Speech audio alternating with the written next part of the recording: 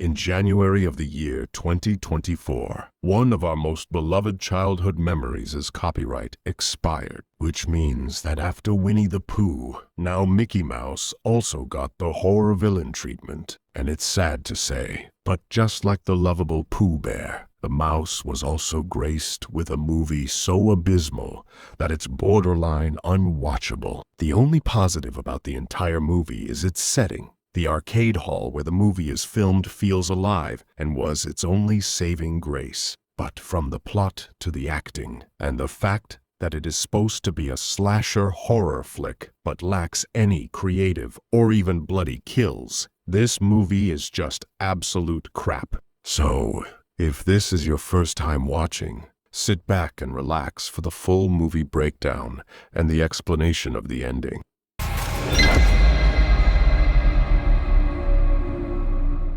After the longest disclaimer ever to ensure both Disney and the viewer that there is no affiliation in any way, and that the way this disclaimer is displayed just looks like the start of a Star Wars movie, but it's actually just a generic font that Star Wars has no copyright on either. On Friday, the 13th of March, two officers interrogate Rebecca, the single miracle survivor, to find out who killed her friends. She is very vague on purpose and tells the officers that if she tells them who did it, then he will find her and kill her. The cop threatens her that if she won't tell them what happened, they will assume she is the killer. But she keeps telling them that if she would help them, she's dead, and if they want to help her, they will be dead too. But the guys keep badgering her, and Rebecca gave them ample warning, so she will tell them what happened the night prior to her arrest. At the Fun Haven arcade, Alex is tending to the wounds of some rude kid that got hurt while playing around.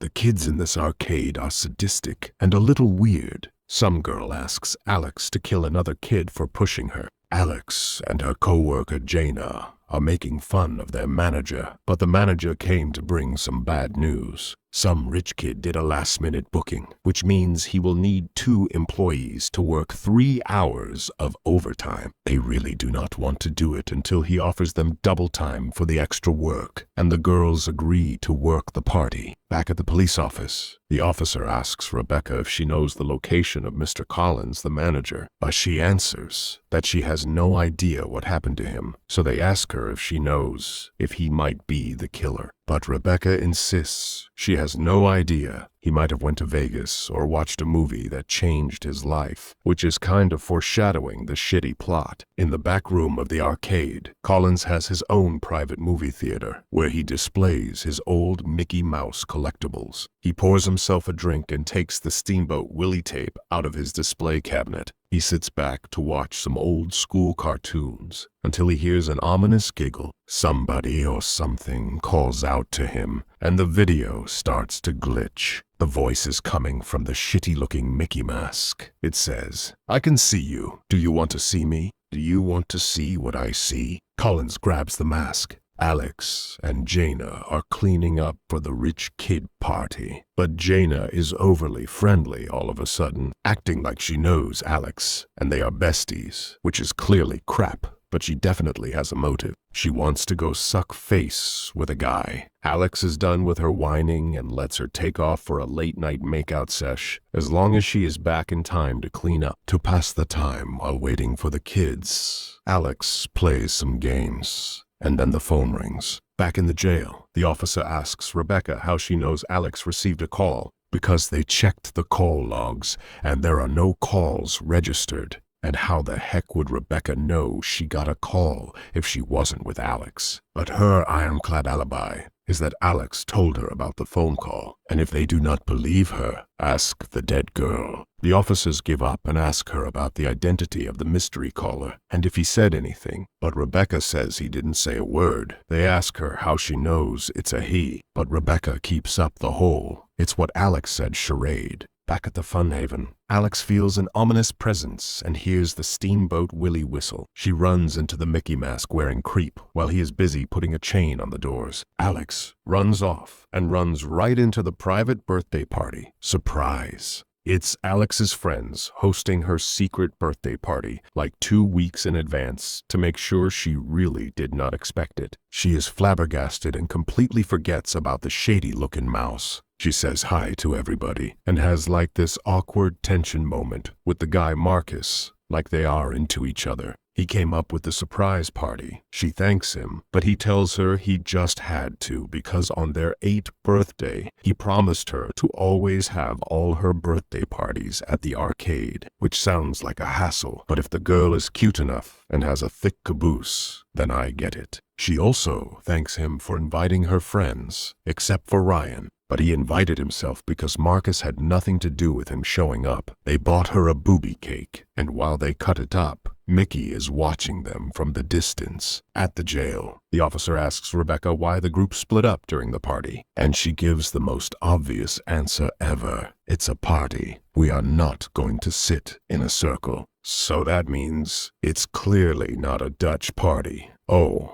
and they are not 9 years old. It's a little thing called group dynamics. It's not exclusive for rando groups. It also exists in close friend groups. But the officers deduce that that also means that not everybody is buddy-buddy with everybody. And they ask who has beef with who. And Rebecca tells them it's Danny. At the party, Danny and Marcus are hanging out separately from the group. Paul joins them to ask what's wrong, but they absolutely despise Ryan and his bullshit competitive alpha behavior. Paul calls it intense, and Marcus calls it serial killer mentality. They think Ryan just tries to get Alex drunk so he can take advantage of her. Paul receives a voice message from the group's designated prostitute, so he tells the group he has some business to attend to. Marcus makes a shitty joke about Paul being dead, because if you say, "I'll be right back in a horror movie," that means you are the first victim. And boy, was he right. The group calls out Marcus for having serial killer vibes for making those type of jokes. Back at the jail, the annoying, stupid cop thinks he got something and suspects Marcus because of the vibes comment. But Rebecca quickly proves his stupidity by saying Marcus clearly isn't the killer considering what happened to him. The smarter cop mentions Rebecca wasn't in the room when most of the killings happened, so he assumes somebody told her what really went down. She answers yes, but it was one of the dead ones. At Fun Haven, Paul follows his sexy mama around to get some, but Mickey is already there. While Alex is worried about her manager finding out that she is drinking on the job, Ryan is making a call to some of his fellow douchebags who are drinking at the bar. They are planning to bring Marcus there and rough him up a little, because Ryan thinks he actually has a shot with Alex. So not like Ryan's main, but he's flirting with Ryan's backup chick. Like really, what kind of guy hits on another dude's backup girl? One of the guys asks where they are at the moment, and the other simpleton answers with Fun Haven. The guy goes like,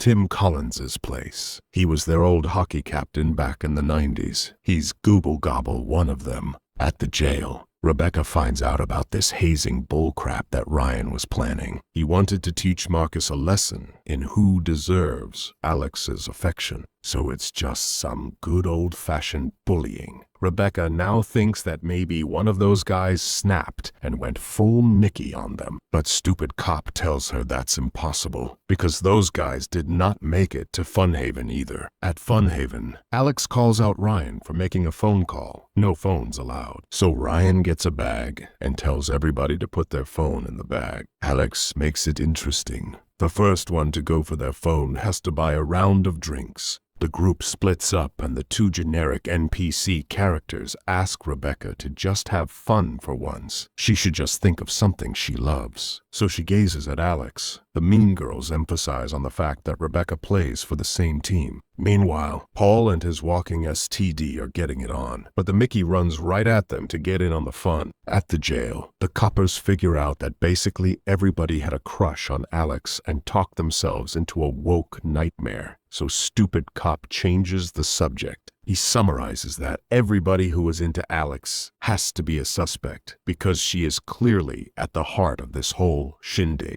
At Fun Haven, one of the NPCs notices the cake knife is gone. Ryan is drunk and clearly has some anger issues, so to lighten the mood, Alex suggests they move the party to a real bar so she can have her first legal drink. They all agree and get ready to move this party to a location that more fits their age group. Ryan pulls Alex to the side for some small talk. He asks her out. She calls him out for being with Jennifer. He dodges that question like a pro, but she does not fall for his shenanigans and turns him down gently. He makes some weird comment about not being able to protect her if he is not her boyfriend. Pretty shady, if you ask me. He does not elaborate from what. The group gets ready to leave. Danny is still in the bathroom, and Rebecca walks back to get their phones. But when the guys arrive at the door, they find a chain lock on the door blocking their exit. Ryan thinks he is the frigging Hulk, and Rebecca returns because their phones have been replaced with fake children's toys. The seductive voice message that Paul received is playing through the intercom system, and Alex assumes they are just toying with them and came up with some stupid game. Alex finally brings up the guy in the Mickey mask, but nobody knows what the hell she is talking about. They blame Paul. Danny rejoins the group,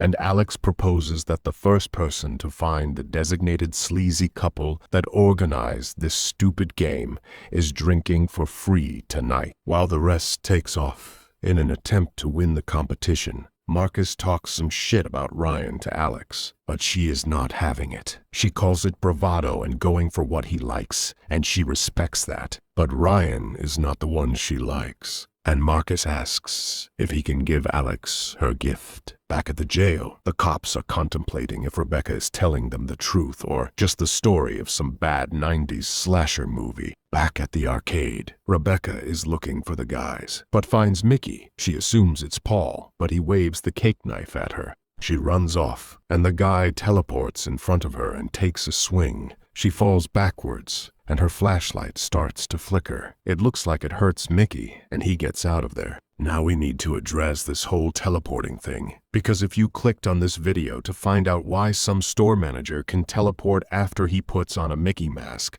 that makes his head look small in comparison to his body, you are going to be disappointed. Because it really beats me. They do not even bother to explain this random superpower. I get that he maybe has some movie magic about him and the flickering light disrupts his flow, but I never in my days have seen any Mickey Mouse television show where he teleports from one place to the other. So, cut me some slack. I warned you the movie and its plot are trash. Anyways, Danny gets into a small roller coaster ride to indulge in the devil's lettuce while one of the NPCs finds Mickey and runs away from him after he throws some blood in her face. Marcus takes Alex to his birthday surprise. He got her every sour candy from around the world. She is clearly impressed and indulges in her sour deliciousness. She asks Marcus if she gets a birthday wish, and her wish is that Marcus asks her out. But just when he finally mans up, one of the nameless girls interrupts them talking about blood everywhere. She thinks it's Ryan who is actually on a drunken killing spree, since they do not have their phones. Alex takes off to the manager's office to use his landline. But when she arrives, the computer is playing a Steamboat Willie episode, and on the other side of the call, it's Mickey who taunts her. He invites them all to a game of hide and seek. At the bar, one of Ryan's buddies suggests they should go to the arcade, because if they start a brawl in the bar, they might get banned. But Mickey enters the bar, and they assume Ryan put the mask on Marcus and pushed him inside. They try to intimidate our Toon Force killer, but he kicks their asses. At the arcade, Alex regroups with Marcus and Nameless Chick, and she brought flashlights. Mickey locks Danny into the ride and turns it on. He assumes it is Ryan as he freaks out because he is clearly too high to be on a ride. The group goes to the emergency exit where they find Paul and his girl dead with a sign that this game isn't for couples. They think Ryan is killing everybody because Alex turned him down. Mickey releases Danny from the ride and gets into a game of tag with him. Meanwhile, Marcus explains to the group that they shouldn't split up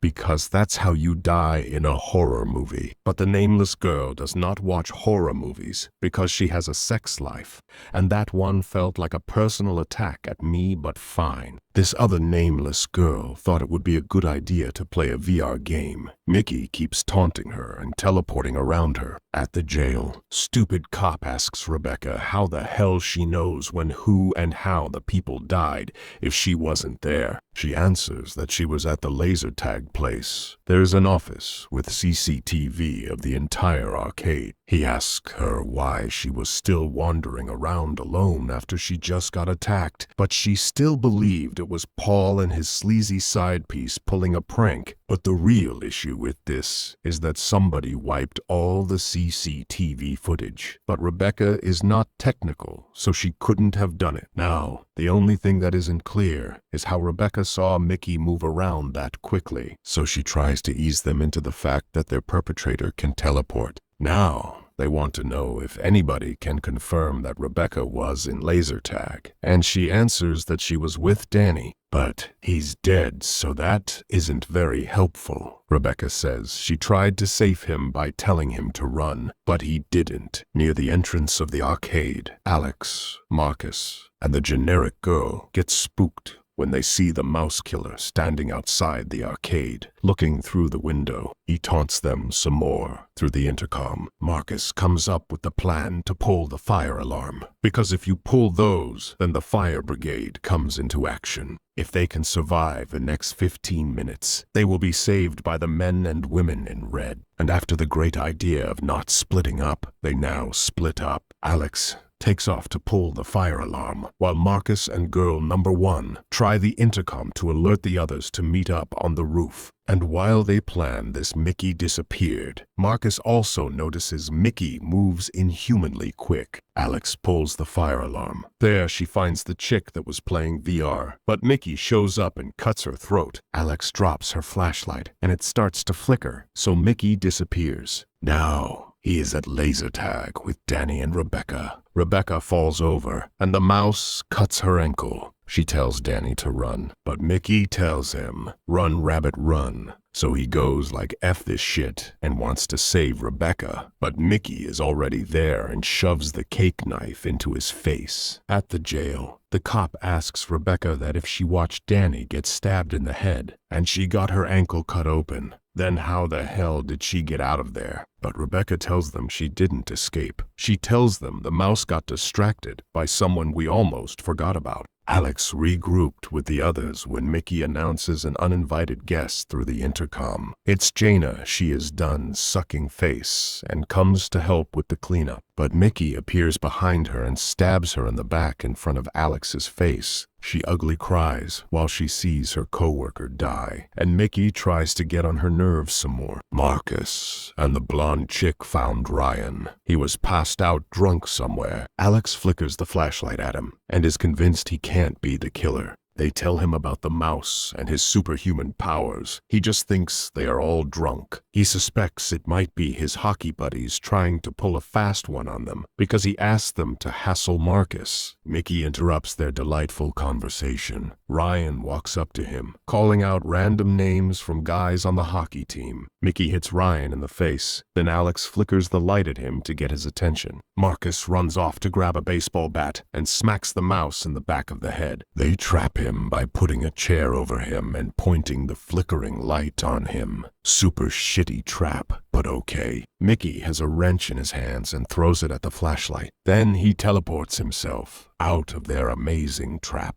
This did make Ryan a believer of the whole teleportation theory, though. And while they are bitching and moaning about how that fight went down, they come to the conclusion that when there is a flickering light on him, he can't teleport. So they plan to go on the offensive with a game of cat and mouse, and the only way to win is to kill that gosh darn mouse. Alex taunts Mickey. She invites him to a game of hide and seek. If he can find her in the jungle gym in 5 minutes, he wins. The murder mouse loves himself a game, so he agrees to her terms. At the jail, the cop finally has Rebecca right where he wants her, because even if he believes that the killer's one weakness was a strobe light, and they finally come up with a plan to catch him, Rebecca couldn't have known about it because she was still crippled with a slashed ankle. She stumbles on her words, but tells the smart cop that they told her about it in the ambulance. But that is weird to dumb cop, because the only other survivors were in such a state of shock they are unable to speak. And yet, Rebecca is there narrating the story like she is enjoying it. The 5 minutes are up, and Mickey enters the jungle gym area. Except Alex is not hiding. She is waiting for him on the second floor and points a flickering light on him from a safe distance that he can't reach. This area has a built-in strobe light they use to keep him contained, and then Ryan and Marcus run at him to finally trap him. They bring him to his knees, and Alex tells him the game is over. But the strobe light ends, and the mouse starts to laugh. He teleports away. Alex thinks he is finally gone and not coming back. The police tell Rebecca she does not look very sad that all her friends are dead. The sound of the fire brigade is closing in on the arcade. Mickey appears behind Alex and cuts off her head and teleports away. And the movie cuts off when Ryan calls the mouse a complete C-word. Now, after the credits, Rebecca's jail cell opens up while we hear Mickey's voice say, "Come play with me. I have so many people I want you to meet, and we are just getting started." This is, of course, a setup for a second part of more terrifyingly horrible horror. Now, who survived? The movie is not very consistent in that part, because first, the cops act like all her friends are dead. Then they say that the other survivors do not speak at all out of shock. So following that, probably Ryan, Marcus, and the NPC blonde girl are probably still alive. Then I assume Rebecca turned off the strobe light in the jungle gym to help Mickey escape the mousetrap so that she can be his Minnie in part 2. Thank you for watching. Please like and subscribe, and see you next time.